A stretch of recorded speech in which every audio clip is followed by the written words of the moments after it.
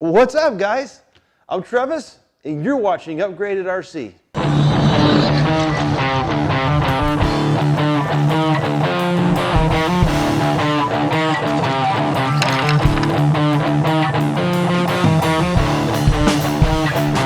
Come on! Come on!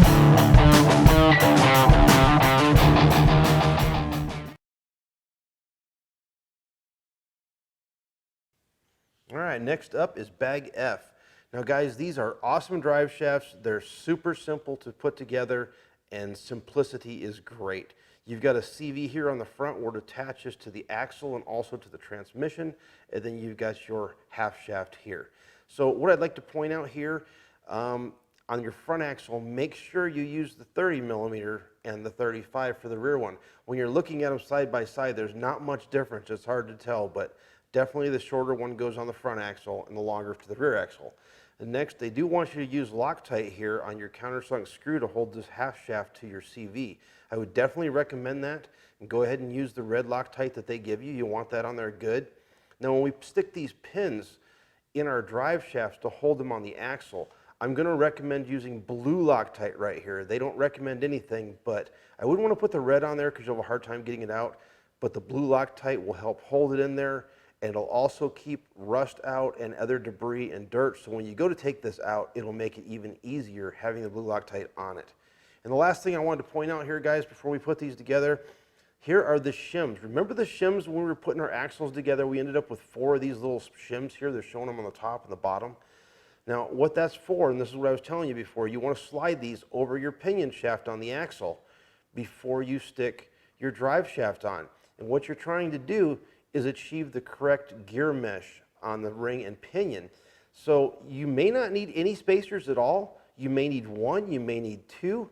It just depends. Go ahead and throw one on there and put this on and tighten it down and then spin it over and see if it feels like you've got the correct gear mesh. Everything should be super smooth. If there's anything dragging or binding, it just doesn't feel right, go ahead and throw another spacer on there, making a total of 2, and see what happens now. Now, if none of that works for you and it was better without the spacers, then by all means run them without the spacers. So that is from your drive shaft to the axles. If you go over here to the transmission where the drive shafts attach, there are no spacers. It is not necessary here. You're not trying to adjust any gear mesh or anything like that. So that's about it, guys.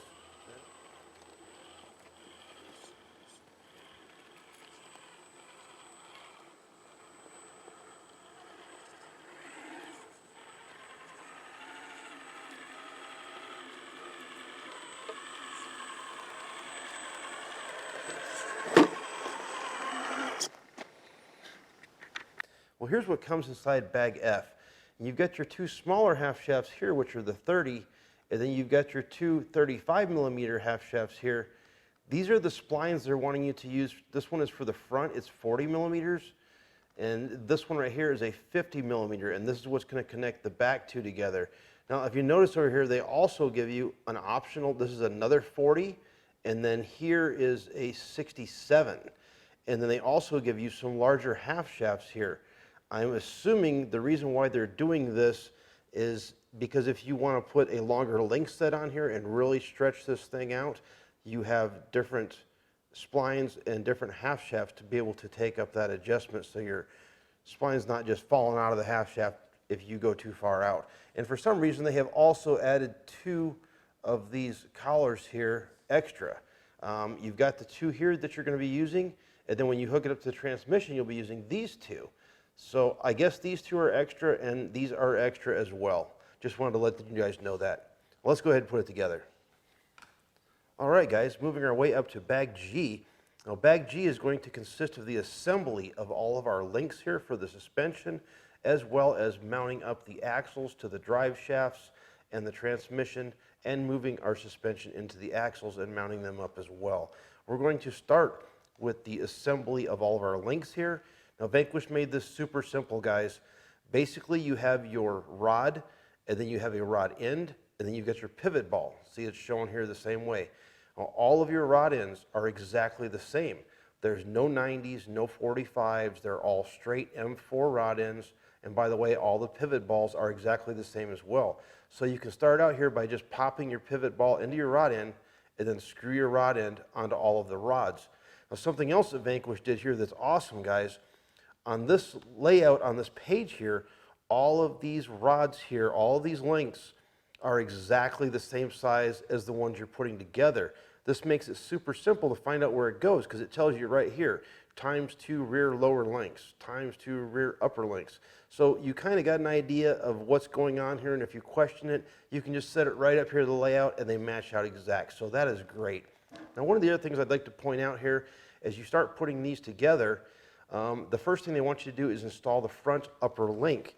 Well, and when you install the front upper link, they're asking you to go through this hole right here, which is going to take your link and mount it up in this position.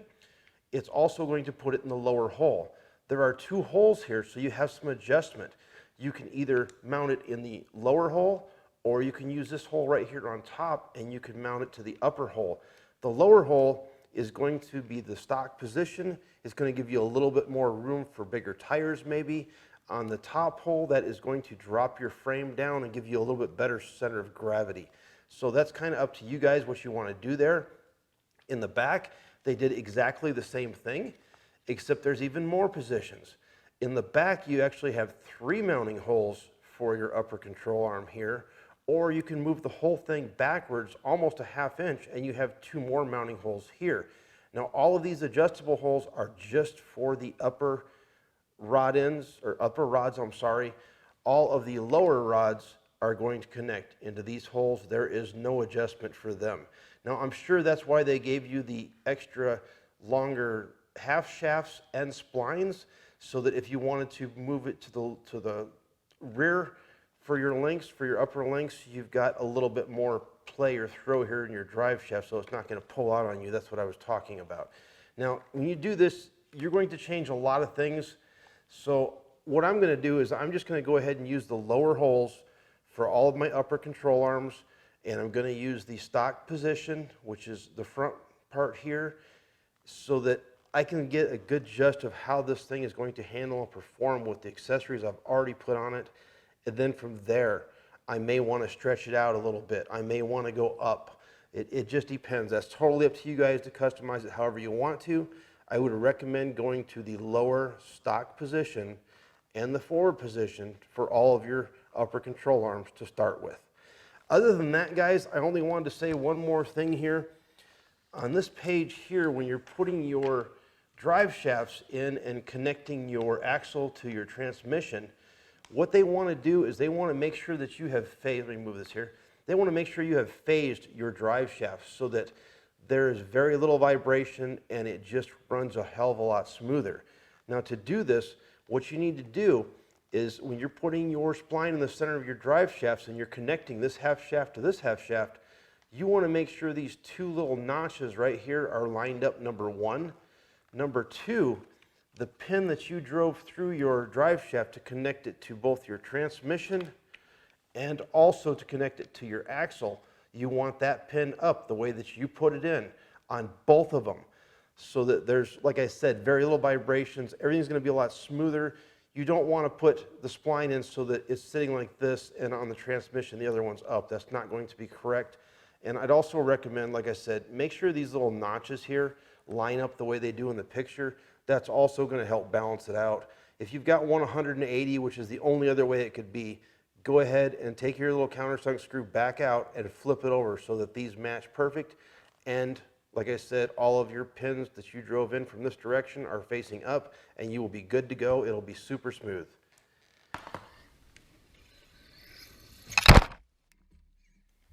All right, we got everything all linked up, got our axles mounted on, our drive shafts, our suspension in, and I went ahead and threw my wheels and tires on here too, so I have a nice rolling chassis.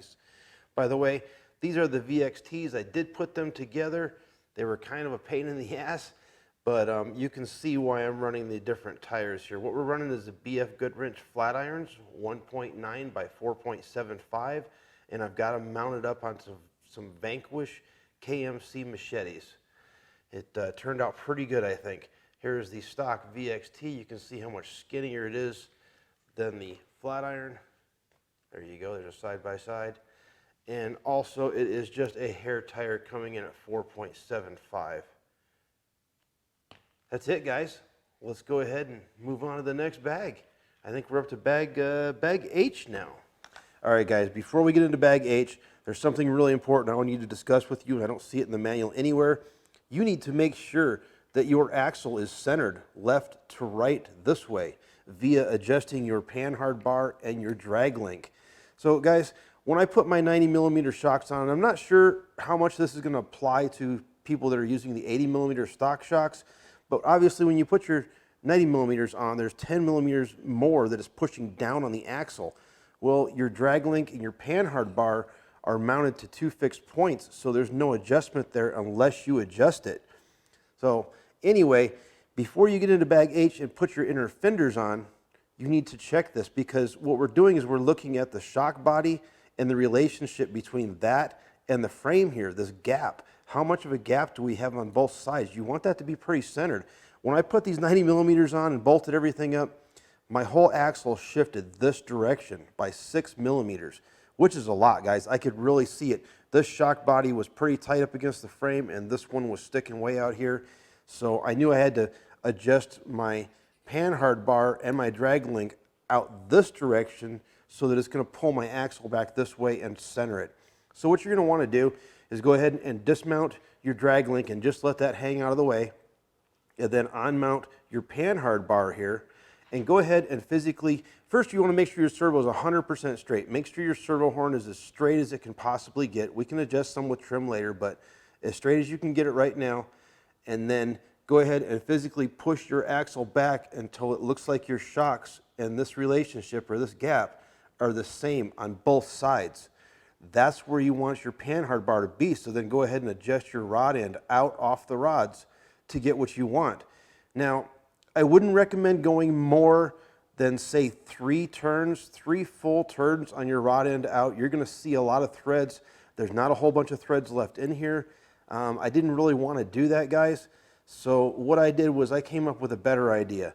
I started going through my rod ends, and I realized that I had rod ends that were a little bit longer than the stock ones that I had.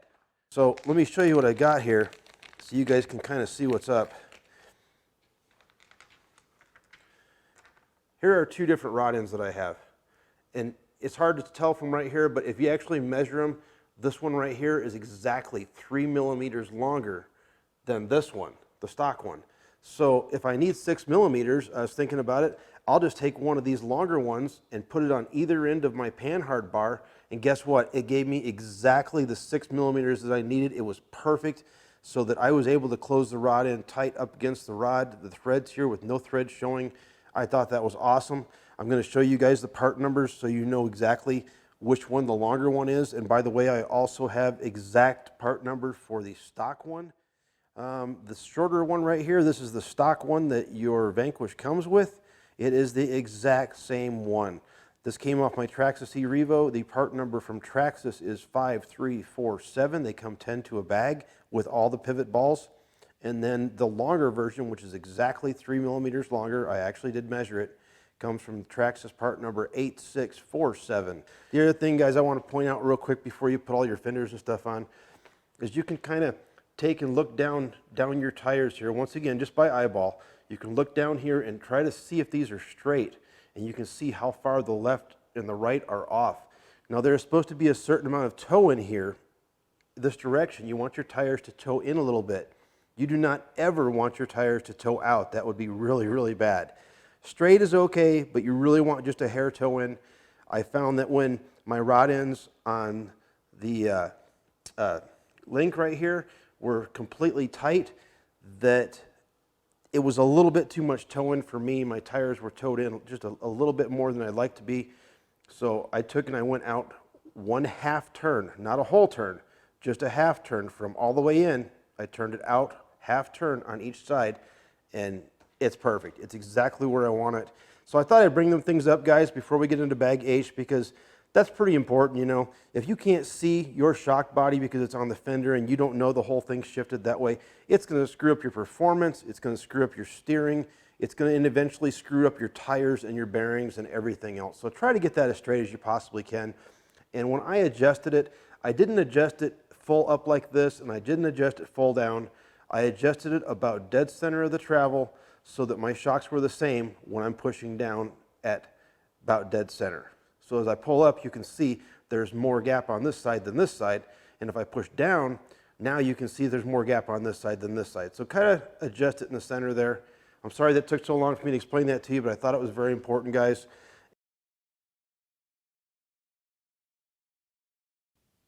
By the way, I don't know if you guys picked up on this or not, but all of the rod ends on all of these links for your control arms are also replaceable with the longer ones. So you can see right here, this is the stock shorter version on the rear. Well, on the front, up here where it's attached to the frame, I went ahead and replaced all three of these, the two lower links and the single upper link with the longer rod ends, which guess what? Pushed my whole front end this direction 3 millimeters, which is almost 1/8 of an inch. It's just a hair shy of 1/8 of an inch. So there you go. That worked out pretty good for me. I did not want to replace the front ends as well because that would take it out 6 millimeters, and I thought that would be too much for the shock body right here. I'm trying to keep my shock body centered inside of this shock tower, or at least not touching either side. Before, the shock body was this direction, a little bit further than I liked. It was kind of at a slant, so that 3 millimeters kicked it forward just a little bit, and I did not have to adjust my panhard bar or anything else after that. It just seemed to work out really good.